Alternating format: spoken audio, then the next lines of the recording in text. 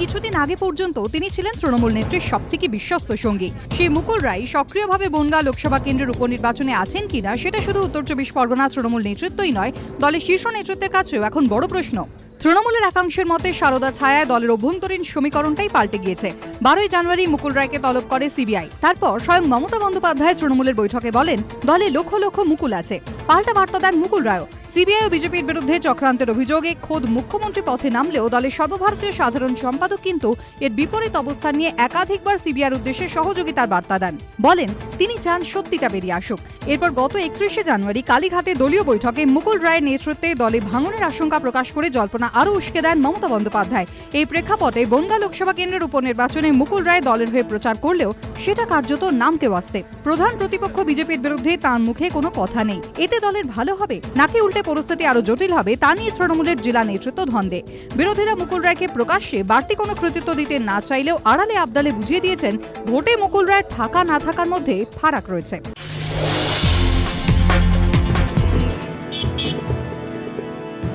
লোকসভা ভোটের 8 মাস পরেও কি তৃণমূলের প্রধান প্রতিপক্ষ সিপিএম, নাকি এবার মূল লড়াই বিজেপির সঙ্গে? শুক্রবার বনগাঁ লোকসভা কেন্দ্রের উপনির্বাচন ঘিরে এমনই নানা প্রশ্ন রাজনৈতিক মহলে এবং গোটা এলাকায়। 2014 লোকসভা ভোটে তৃণমূলের কপিল কৃষ্ণ ঠাকুর পেয়েছিলেন 5,51,213টি ভোট। প্রায় 1.5 লক্ষ ভোটে হারিয়েছিলেন সিপিএম প্রার্থীকে। সিপিএমের দেবেশ দাস পেয়েছিলেন 4,04,612টি ভোট। বিজেপি হয়েছিল তৃতীয়। তাদের প্রার্থী কেডি বিশ্বাস পেয়েছিলেন 2,44,783টি ভোট। আর কংগ্রেসের ইলা মণ্ডল পেয়েছিলেন 43,866টি ভোট। তৃণমূল সাংসদ কপিল কৃষ্ণ ঠাকুরের মৃত্যুতে বনগাঁ লোকসভা কেন্দ্রে উপনির্বাচন। রাজনৈতিক পর্যবেক্ষকদের মতে 2014 পর রাজ্যে ভোট যুদ্ধে তৃণমূল বিজেপি ফলাফল এখন 1-1।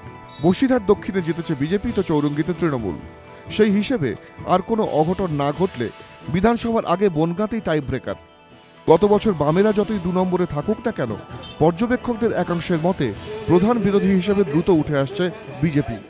সিপিএম এর দাবি, যাই তৃণমূল তাই যে বিজেপি সেটা বনগাঁর মানুষ বুঝতে পারছে, এর জবাব মানুষ ভোট যন্ত্রে দেবে।